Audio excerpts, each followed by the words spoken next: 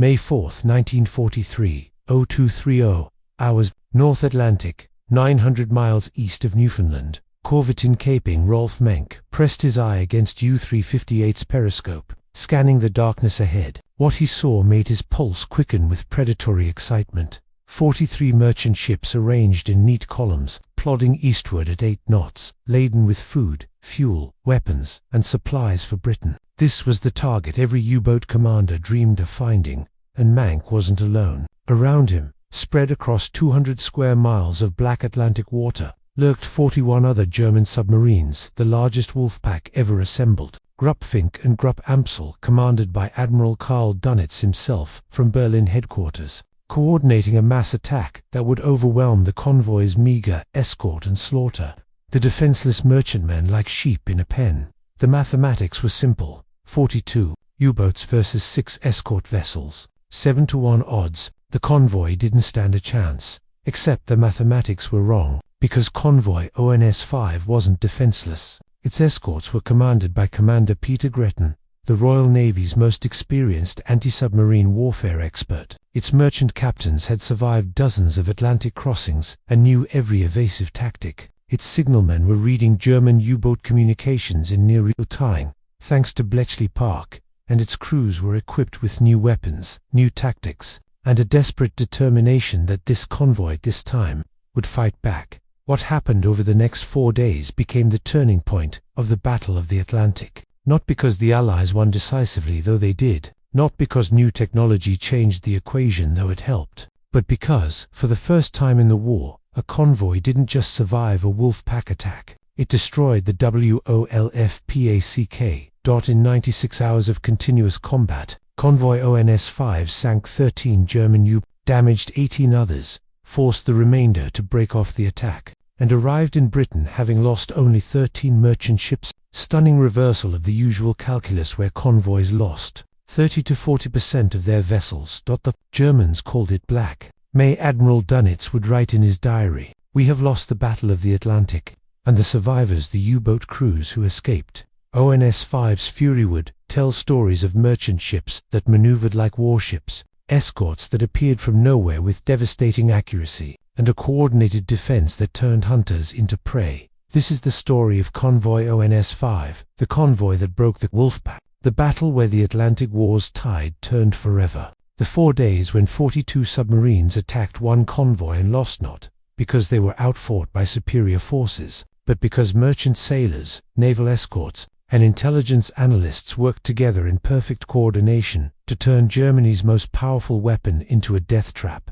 Rolf Manke would fire for torpedoes at ONS-5. All 4 would miss. 12 hours later, Hum's Snowflake would blow U-358 to the surface with depth charges and sink her with gunfire. Manke and 46 of his crew would die without ever understanding how the convoy had fought back so effectively, because by May 1943, the mathematics had changed, and the Germans were about to learn the cost of underestimating their enemy. Part 1. The Perfect Storm. April 21, 1943, Liverpool, England. Convoy ONS-5 outbound North Slow, Convoy No. 5, began assembling in Liverpool Harbour in late April 1943. Designation outbound North Slow indicated this was a westbound convoy taking the northern route across the Atlantic at slow speed, typically 7 to 9 knots, limited by the slowest merchant ships in the formation. ONS convoys were often called empties, merchant ships that had delivered their cargoes to Britain and were returning to North America to pick up new loads. But empty didn't mean safe. These ships still carried ballast, fuel, crew, and valuable equipment, and German U-boats hunted them just as aggressively as loaded eastbound convoys. The merchant ships, 43 vessels assembled for ONS-5, representing a cross-section of Allied merchant marine, American Liberty ships, mass-produced cargo vessels, welded steel construction, 7,000-ton capacity British tramp steamers, older vessels, varied designs, reliable but slow Norwegian tankers, returning empty after delivering oil to British refineries, Canadian grain carriers, massive vessels designed for bulk cargo, Polish and Greek merchantmen ships from occupied nations, crews fighting in exile. The merchant crews ranged from teenagers on their first Atlantic crossing to grizzled veterans who had survived multiple torpedo attacks. They knew the statistics. In early 1943, 1 in 4 merchant sailors crossing the Atlantic wouldn't survive the voyage. The North Atlantic wasn't just dangerous, it was the deadliest workplace on Earth. The Escort Group, Convoy ONS-5's protection was assigned to Escort Group B7,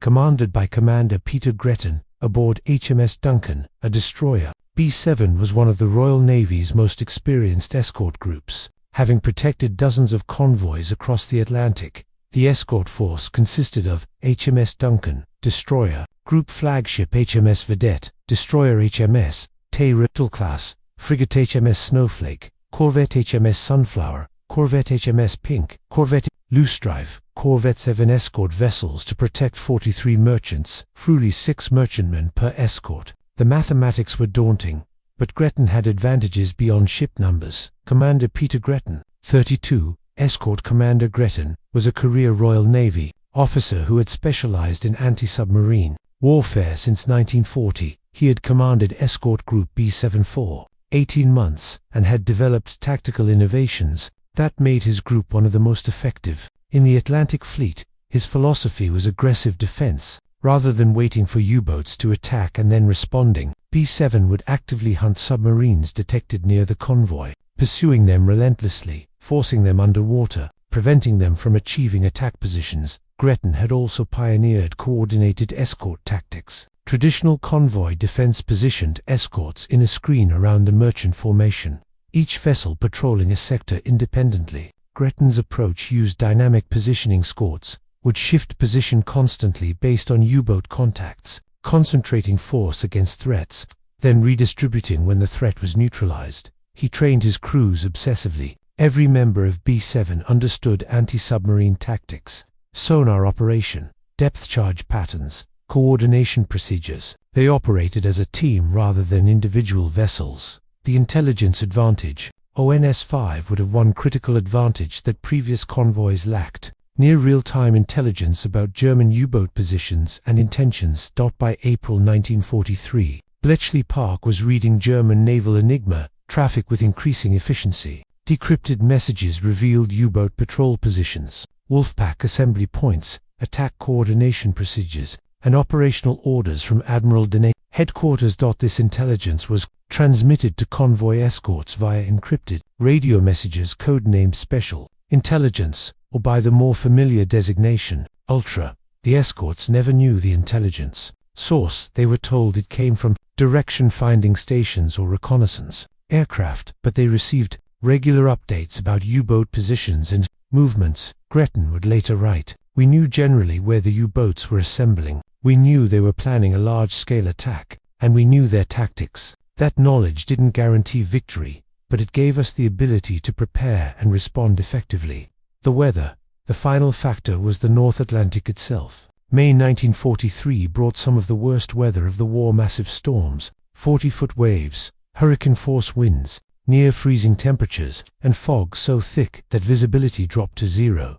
The weather would become both obstacle and weapon. It made convoy station-keeping nearly impossible, scattered ships across dozens of miles, prevented U-boats from surfacing to attack, grounded air patrol aircraft, and created conditions of misery that tested everyone's endurance. But it also created opportunities. The weather would hide the convoy from U-boat lookouts, disrupt German coordination, force submarines to operate submerged where they were slow and nearly blind, and provide cover for escort counterattacks.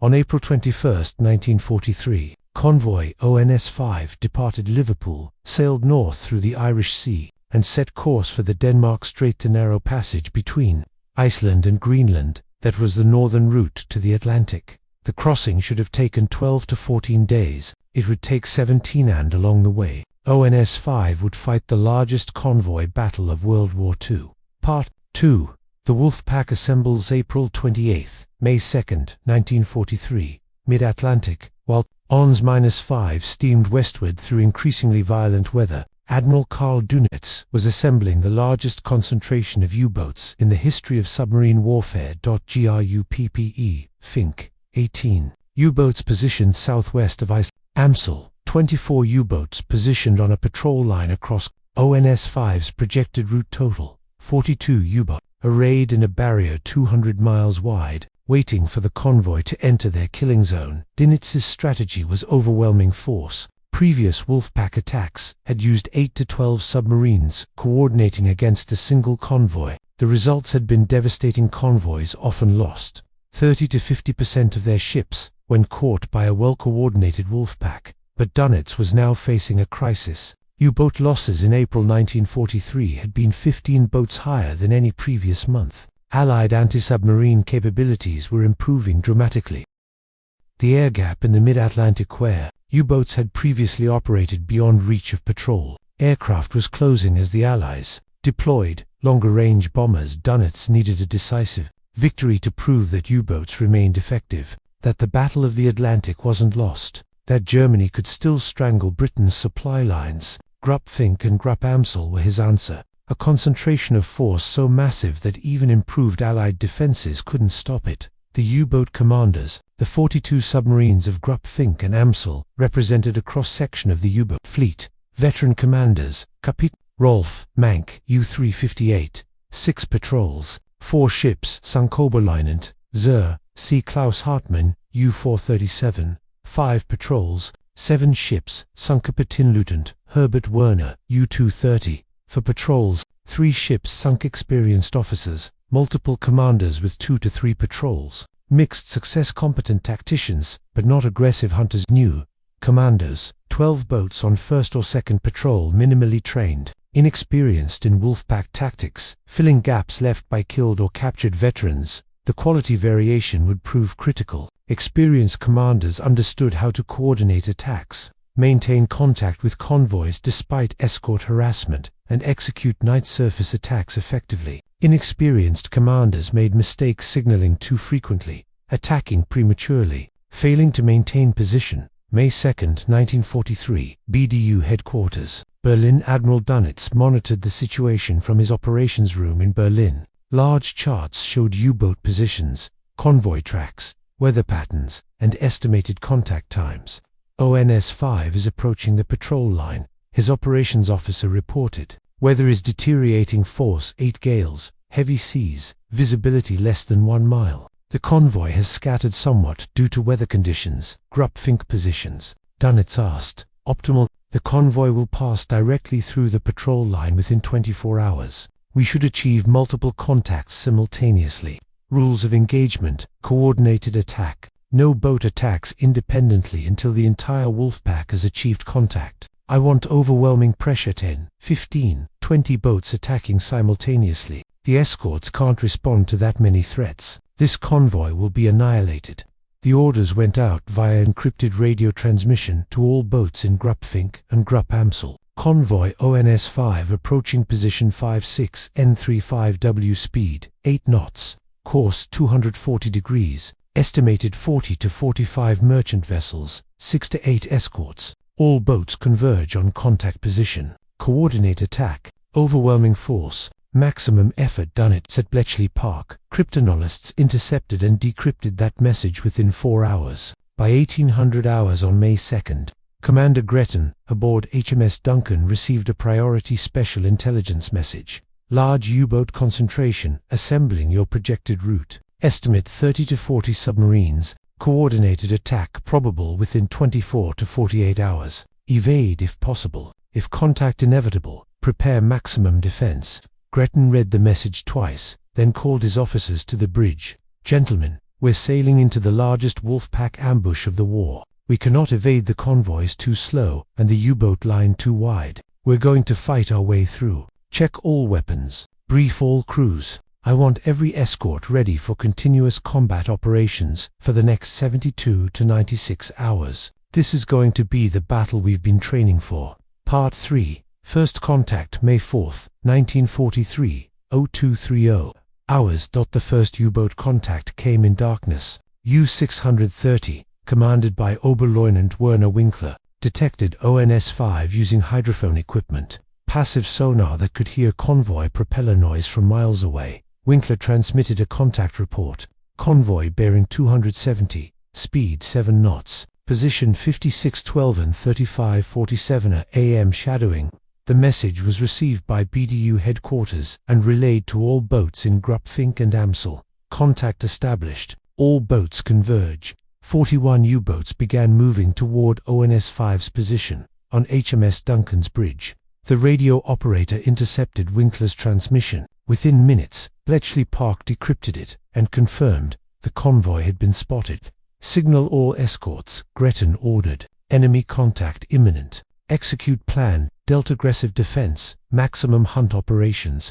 Plan Delta was Gretton's response to Wolfpack tactics. Rather than keeping escorts close to the convoy in a defensive screen, Plan Delta sent escorts hunting any U-boat contact aggressively, forcing submarines to dive and lose contact, preventing them from coordinating attacks. HMS Vedette, commanded by Lieutenant Raymond Hart, was vectored toward the probable position of the shadowing U-boat. At 0347 hours, Vedette's radar detected a surface contact at 2,800 yards, U-630, running on the surface to maintain visual contact with the convoy. Hart didn't wait for confirmation. Full ahead, prepare to ram if necessary. Vedette surged forward, her bow cutting through heavy seas. U-630's lookouts spotted the destroyer at 800 yards, far too close to dive safely. Winkler ordered emergency crash dive, but it was too late. Vedette roared past US-630's swirl as she submerged, dropping a full pattern of 10 depth charges set for 50 and 100 feet. The explosions created massive water columns, shaking U-630 violently, shattering light bulbs, causing leaks in the pressure hull. U-630 survived, but was damaged and forced to break off contact to conduct repairs. More importantly, she lost contact with the convoy, unable to provide navigation guidance for the other boats converging on ONS-5. First blood to us, Gretton noted grimly, but there are 41 more out there. This is just beginning.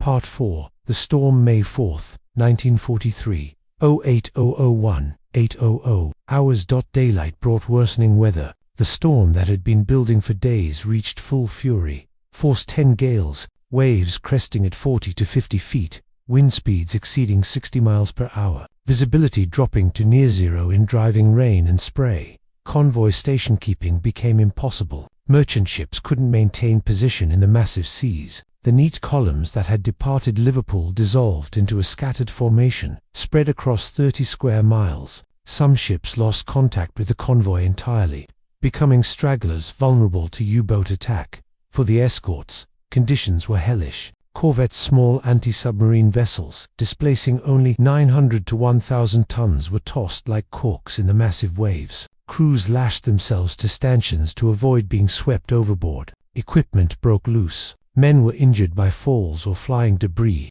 Sleep became impossible. Hot food was unthinkable. Even standing upright required constant effort. But the storm was equally brutal for the U-boat. German submarines were designed primarily for surface operations. They had limited underwater endurance and needed to surface regularly to recharge batteries, ventilate the interior, and make speed to catch convoys. The storm made surface operations suicidal. U-boats attempting to run on the surface were battered by waves that swept over the conning tower, flooded the bridge, and threatened to swamp the vessel entirely. Lookouts couldn't maintain watch in the howling wind and spray. Navigation became guesswork. Many U-boats dove to escape the storm, running submerged at periscope depth, where conditions were calmer. But underwater, they were slow, 6 to 7 knots maximum, and nearly blind. They lost contact with the convoy and couldn't coordinate attacks. The radio war. Throughout the day, an invisible battle raged on the radio frequencies. U-boats attempting to regain contact with ONS-5 transmitted position reports and requests for guidance. BDU headquarters transmitted updated convoy positions based on calculations that were increasingly inaccurate due to the storm-driven scatter and coordination orders. Every transmission was intercepted by British listening stations and forwarded to Park. Most were decrypted within 2 to 4 hours. The decrypts were transmitted to Gretton as special intelligence updates. 09 for 2 hours. E-boat reports lost contact with convoy, requesting guidance. 11:27 hours. BDU orders all boats to search pattern bearing 240 to 260 degrees. 13:56 hours. U-boat reports regained contact. Position estimate may be inaccurate. 15:23 hours. Multiple U-boats reporting heavy weather, unable to maintain surface watch.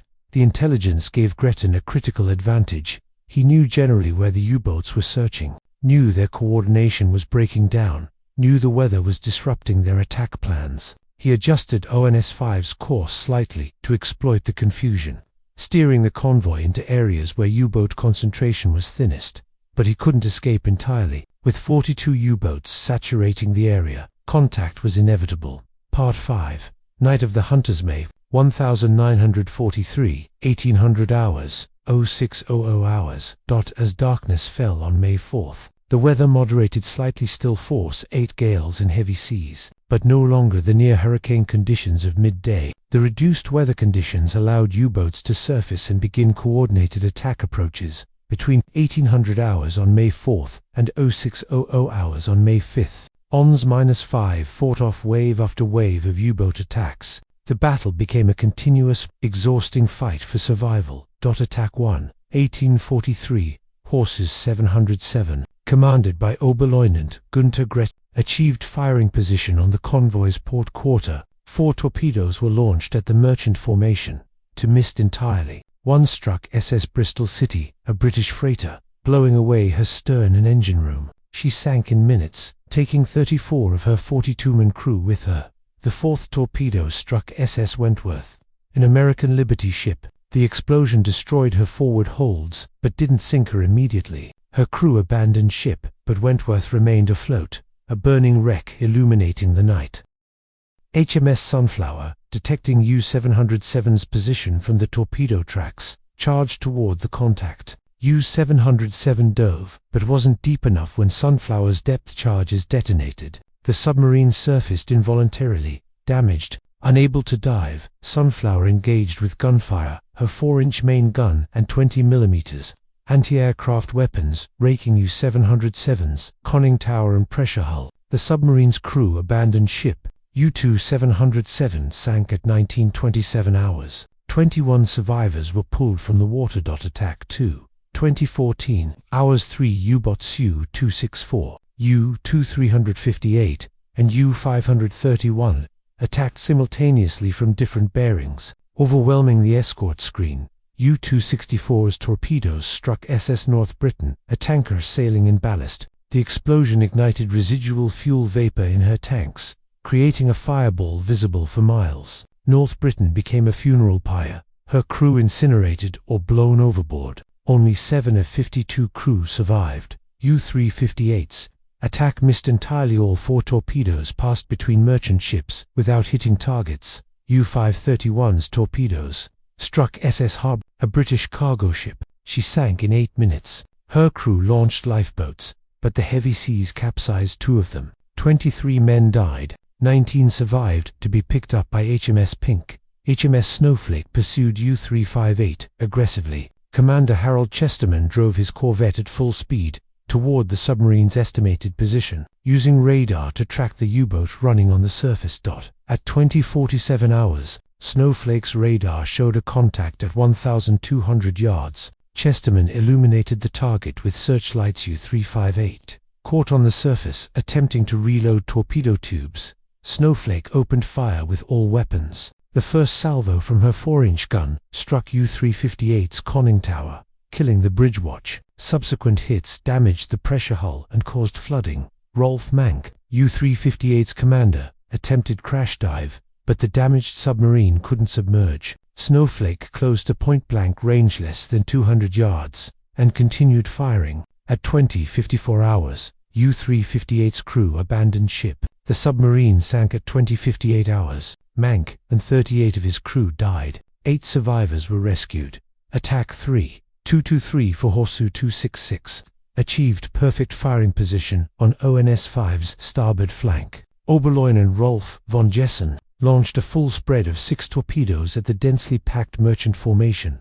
5 torpedoes missed. The 6th struck SS Makisport, an American Liberty ship. The explosion destroyed her engine room, killing 12 men instantly. But Makisport's construction welded steel, watertight compartments prevented her from sinking immediately. Her crew kept her afloat using emergency pumps. HMS Tay, commanded by Lieutenant Robert Sherwood, detected U-266 using high-frequency direction-finding equipment that tracked the submarine's radio transmissions. Tay raced toward the contact, Achieving sonar lock at 2,400 yards, Tay executed a deliberate depth charge, attacker carefully calculated pattern, designed to maximize kill probability. 20 depth charges set for 150, 250, and 350 feet were dropped in a diamond pattern around U-266's projected position. The submarine, attempting to escape at 600 feet depth, was bracketed by the explosions. The pressure hull cracked.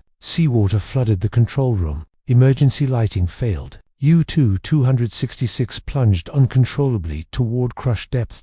At approximately 2,312 hours, sonar operators aboard HMS Tay heard the distinctive sound of a submarine imploding under pressure. A sharp, short cracking sound followed by silence. U-266 had been destroyed with all hands. 51 men died. Attack 401 for 7 hours. The attacks continued through the night. U-boats approached from multiple bearings. Fired torpedoes were detected and pursued by escorts. Dove to escape. Sometimes survived and sometimes died. U-438, U-202, U-628, U-260, U-267. The U-boat numbers blurred together in Gretton's combat log. Some scored hits on merchant ships. Some missed and escaped. Some were damaged or destroyed by escort counterattacks. By 0600 hours on May 5, when grey dawn broke over the storm-torn Atlantic, ONS-5 had lost 7 merchant ships, sunk or badly damaged,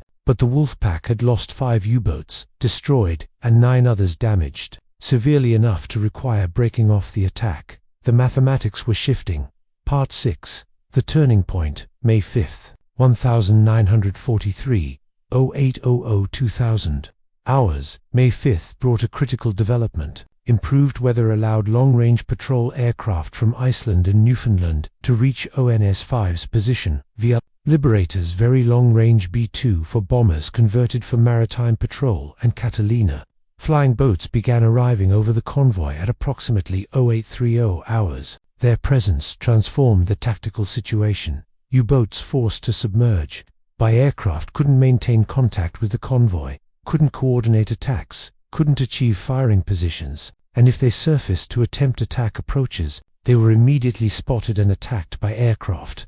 0937 hours, VLR Liberator from 120 Squadron detected U-438, running on the surface 12 miles ahead of the convoy. The Liberator attacked with depth charges, forcing U-438 to crash dive. The submarine survived but suffered damage and lost contact with ONS 5.11 to 4 hours. Catalina flying boat detected U-954 on the surface, attempting to radio a position report to BDU headquarters. The Catalina attacked before U-954 could dive, dropping 4 depth charges that bracketed the submarine. U-954 was forced to surface after suffering severe damage. The crew abandoned ship. U-954 sank at 11:37 hours. 38 crew rescued by a destroyer that diverted from ONS-5 to pick up survivors. 14 for 5 hours. Via Liberator detected 2 U-boat U-528 and U-109 running on the surface in coordination,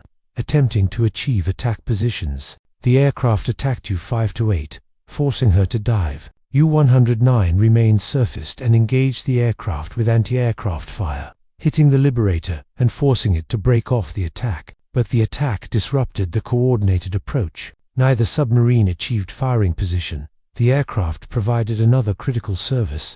They reported U-boat positions to Gretton in near real time, allowing him to vector escorts toward contacts and maintain constant pressure on submarines attempting to approach the convoy. The exhaustion factor. By midday on May 5, both sides were approaching exhaustion. Escort crews had been at action stations continuously for 36 hours. Merchant sailors had endured 2 nights of torpedo attacks while simultaneously battling storm conditions. U-boat crews had spent days being harassed, depth-charged, forced to dive repeatedly, unable to rest, operating on minimal sleep and cold food. Gretton rotated his escorts as much as possible, sending one corvette to refuel from a tanker, sailing with the convoy while the others maintained the screen. But there was no real rest. Off-watch crew members collapsed wherever they could find space, catching 20-minute naps before being called back to action stations for the next U-boat contact. The merchants had it worse. They couldn't fight back directly. They could only maintain station,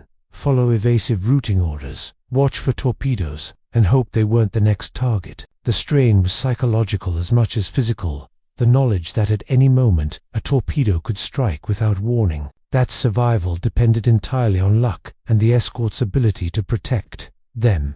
May 5, 1943, 1800 hours. BDU headquarters, Berlin. Admiral Dönitz reviewed the situation reports with growing concern. 5 U-boats, destroyed 9 U-boats, damaged and forced to withdraw multiple boats, reporting heavy escort harassment. Unable to achieve attack positions, aircraft presence making surface operations nearly impossible. 7 merchant ships sunk but not the overwhelming victory he'd expected. The convoy's defense is more effective than anticipated, his operations officer reported. The escorts are aggressive, well coordinated, and seem to have intelligence about our boats' positions. They're not waiting for us to attack their hunters.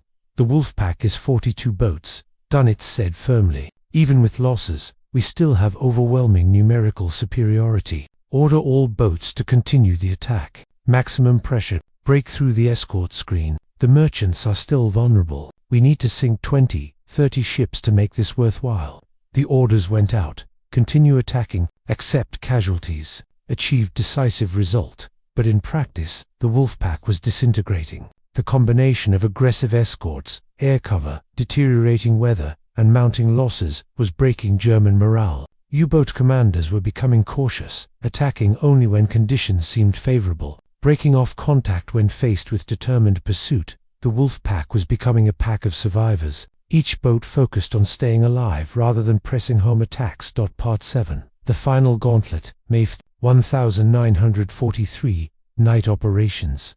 The second night of battle was, if possible, even more intense than the first. Dönitz's orders drove U-boat commanders to desperate aggression. Escorts, exhausted but determined, fought with everything they had, and the merchant sailors, the most vulnerable participants, endured with remarkable courage. 2103 hours. U-1-5 achieved firing position, despite heavy escort harassment. Her commander, Captain Lieutenant Ulrich Folkers, launched 4 torpedoes at the convoy's center to struck SS Silvestan, a Norwegian tanker. The explosions ignited her cargo tanks, crude oil bound for Canadian refineries. Silvestan became an inferno, illuminating the convoy and making other ships visible to U-boat lookouts. Her crew abandoned ship. 41 men died. 9 survived. HMS Duncan pursued U-1-5 aggressively. Gretton, commanding from Duncan's bridge, drove his destroyer at maximum speed toward the submarine's estimated position. At 2124 hours, Duncan achieved sonar contact.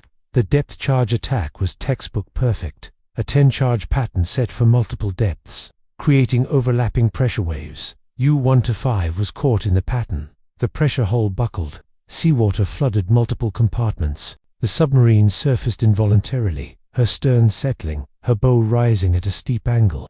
Duncan closed to 800 yards and opened fire with all guns. U-125 sank at 2,139 hours.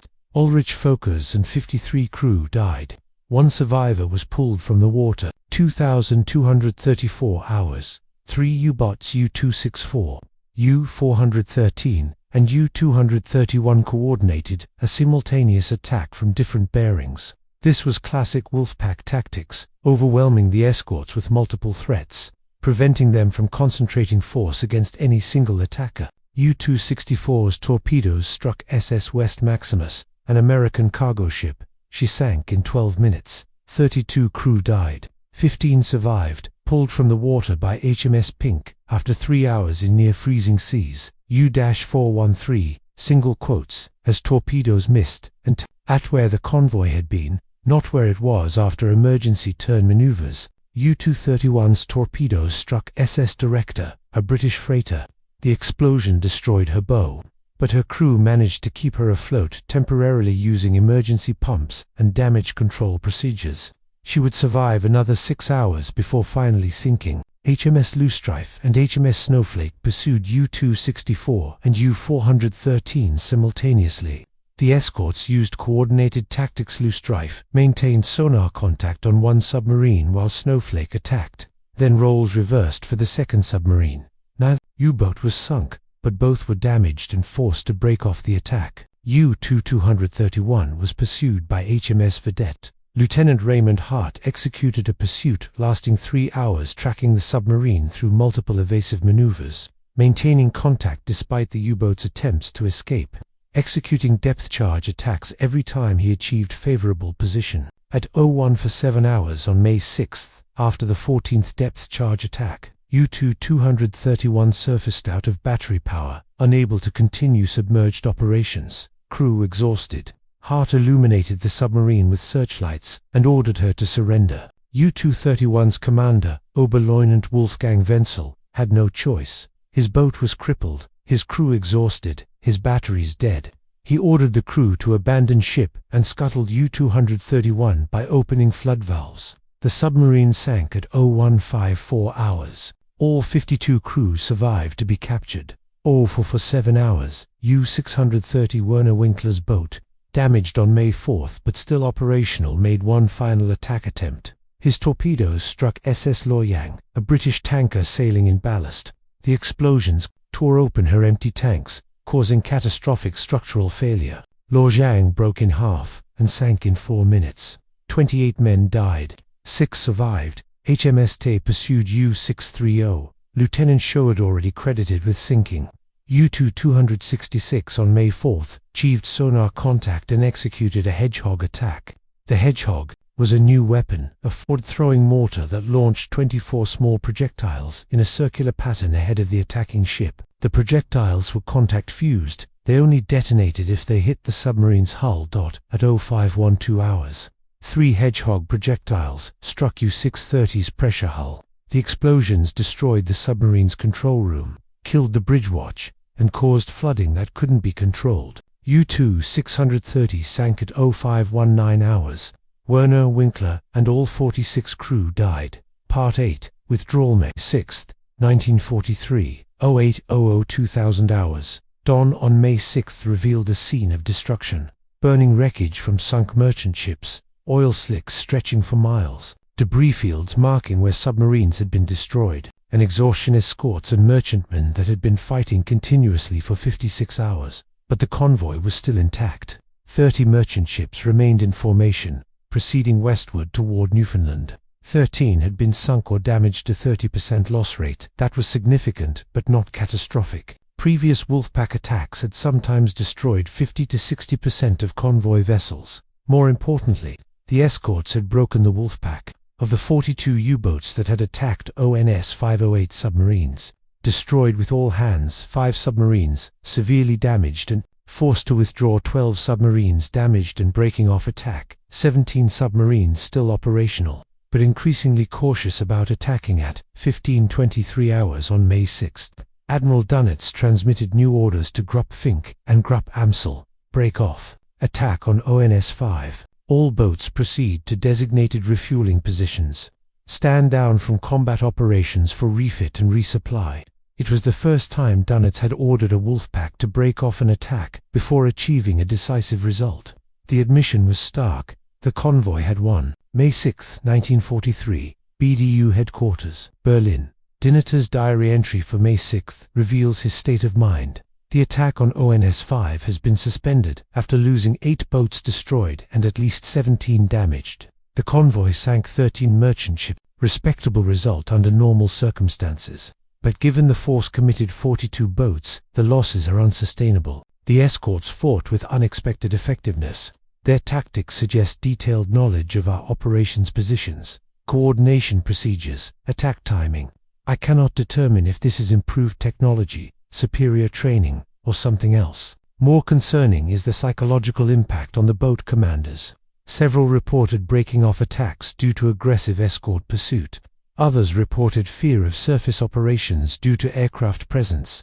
The boats are becoming cautious, defensive, survival-focused rather than aggressive. We have lost 15 boats in April and 8 so far in May. If this continues, monthly losses will exceed 30 boats, more than we can replace, even with maximum production. The Battle of the Atlantic may be turning against us. That diary entry would prove prophetic. May 1943 would see total U-boat losses reach 43 boats on unsustainable rate that forced Germany to fundamentally rethink submarine warfare. Strategy. Part 9. Black May 7, 31st, 1943. The aftermath. Convoy ONS-5 arrived safely in Newfoundland. On May 14, 1943, the 30 surviving merchant ships docked, unloaded their ballast, and prepared for the return voyage to Britain with fresh cargoes of food, fuel, and munitions. Commander Gretton filed his after-action report, documenting the 4-day battle. In clinical detail: enemy contacts, torpedoes fired, ships sunk, U-boats destroyed, tactics employed, lessons learned. His conclusion was matter of fact. The Escort group successfully defended the convoy against sustained Wolfpack attack, inflicting losses on the enemy that exceeded convoy losses by a significant margin. This engagement demonstrates that with proper tactics, adequate resources, and intelligence support, convoy defense can not only protect merchant vessels but can actively defeat U-boat operations. But the strategic implications extended far beyond one convoy battle. May 1943 became Black May for the German U-boat service. 43 U-boats sunk. Total for the month: 258 German submariners killed per boat. Average equals 11,094. Total casualties: only 50 Allied merchant ships sunk versus 120 plus in previous months. U-boat effectiveness dropped by 58%. The ONS-5 battle contributed significantly to those statistics. The 8 U-boats destroyed by ONS-5's escorts represented nearly 20% of total May losses. More importantly, the psychological impact of the defeat rippled through the U-boat service. May 24, 1943, Dönitz ordered a temporary withdrawal of U-boats from the North Atlantic. For the first time since 1939, the Atlantic sea lanes were relatively safe from submarine attack. Convoys crossed with minimal losses.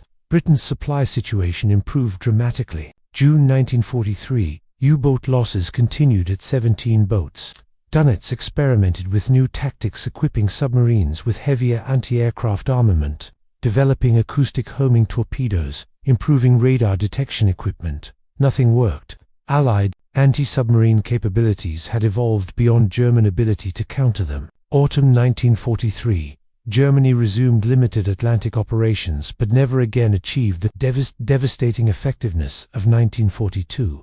The Wolfpack tactic was effectively dead, destroyed not by a single defeat but by the cumulative realization that convoys now fought back with lethal efficiency. Part 10. The human cost. Allied perspective. The merchant sailors. Of the 13 merchant ships sunk during the ONS-5 battle, SS Bristol City, 34 killed.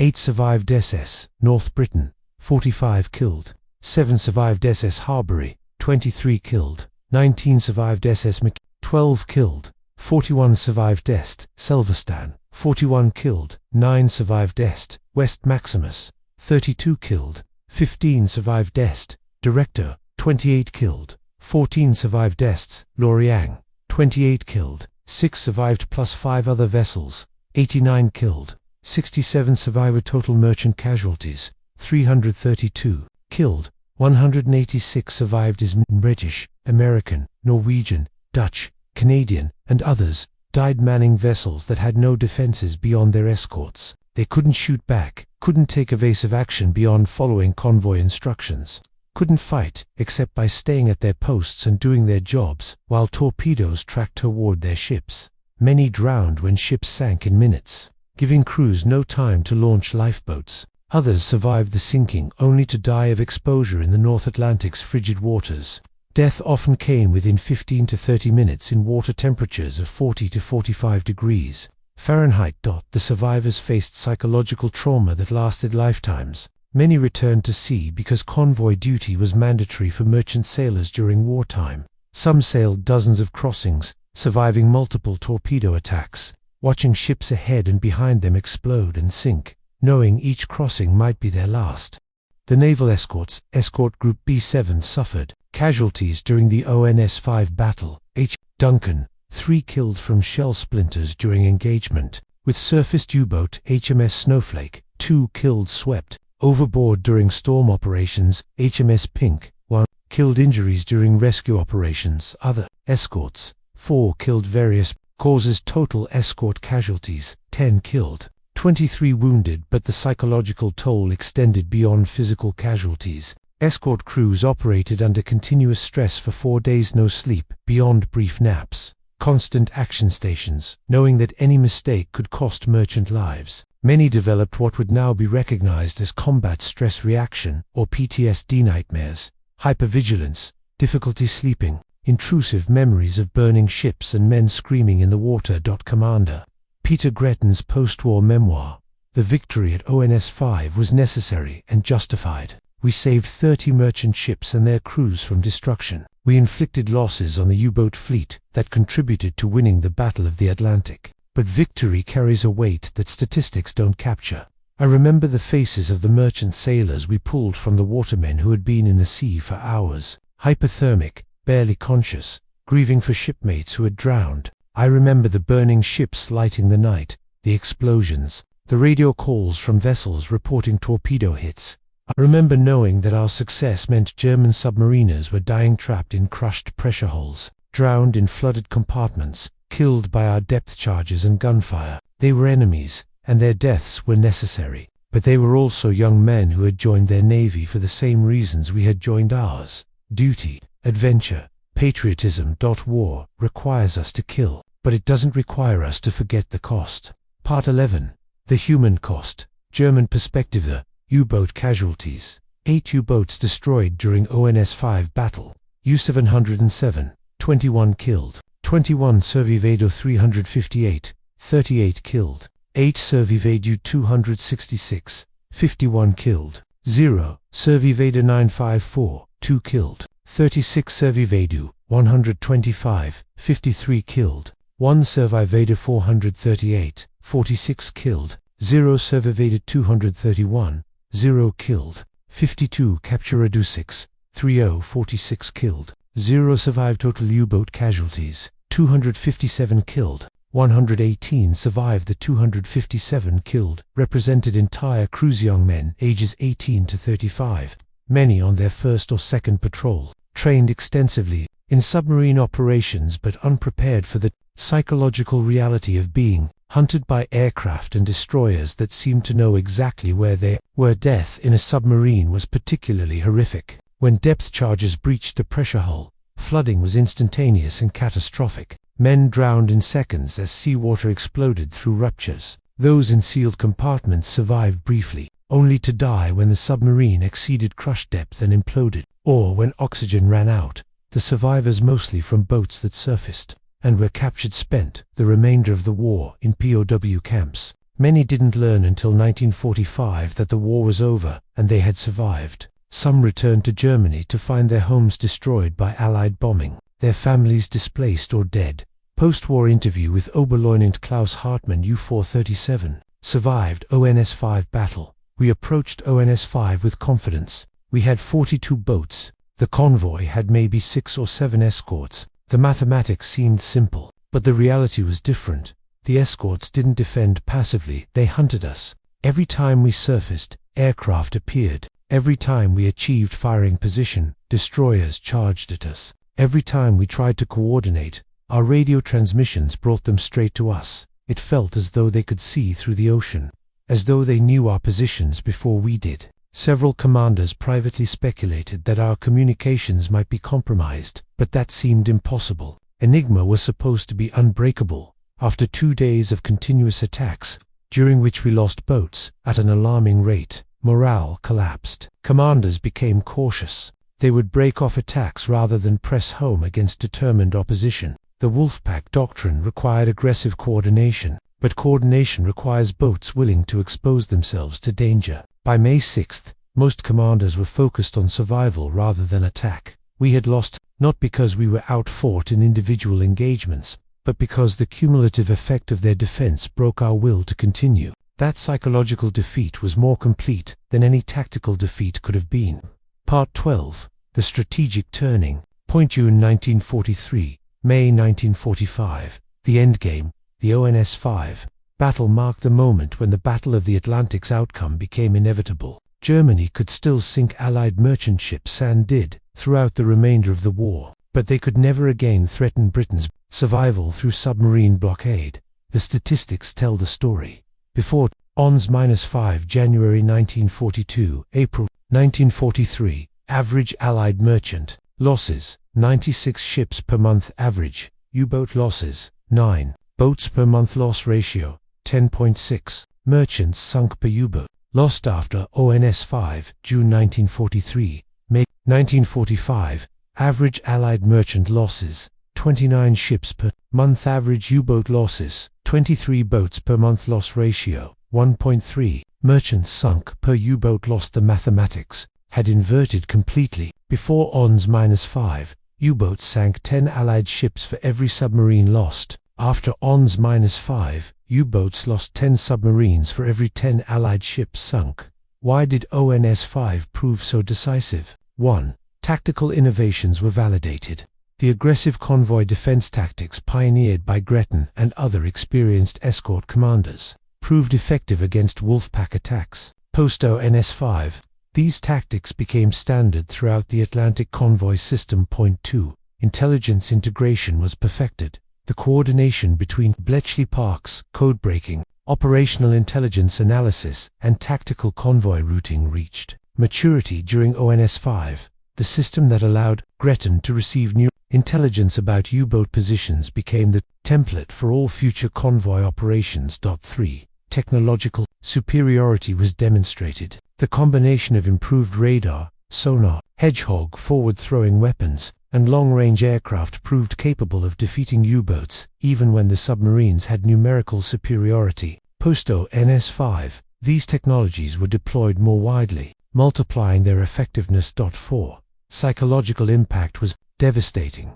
The German U-boat service never recovered psychologically. From Black May, the morale collapse that began during ONS-5 deepened throughout summer. 1943, experienced commanders were killed and replaced by inexperienced officers. Crew quality declined as casualties mounted. By 1944, U-boat effectiveness had dropped to the point where boats were more likely to be sunk on their first patrol than to return safely. Admiral Dönitz, May 24, 1943 decision to withdraw U-boats from the North Atlantic was never truly reversed. Germany made several attempts to resume effective Atlantic operations, introducing new U-boat types, acoustic homing torpedoes, schnorkel breathing apparatus, and other technological innovations. None succeeded in restoring the U-boat threat to its 1942 levels. By 1944, U-boats were reduced to nuisance raids, minor operations, and increasingly desperate missions as Germany's strategic position collapsed. The Battle of the Atlantic, the longest continuous military campaign of World War II, had been decided in the 4 days when Convoy ONS-5 fought back and won. Conclusion. The convoy that changed everything. Convoy ONS-5 wasn't the largest convoy of World War II. It wasn't the most heavily escorted. It didn't carry the most strategic cargo. But it was the convoy that proved the Battle of the Atlantic could be won not by avoiding U-boats, not by suffering acceptable losses, but by actively defeating Wolfpack attacks and sinking submarines faster than Germany could replace them. The numbers speak for themselves. 43 merchant ships in convoy, 30 arrived safely, 70% survival rate, 42 U-boats attacked, 8 destroyed, 17 damaged, 60% casualty rate for the first time. Convoy casualties were lower than EU boat casualties. The hunters had become the hunted.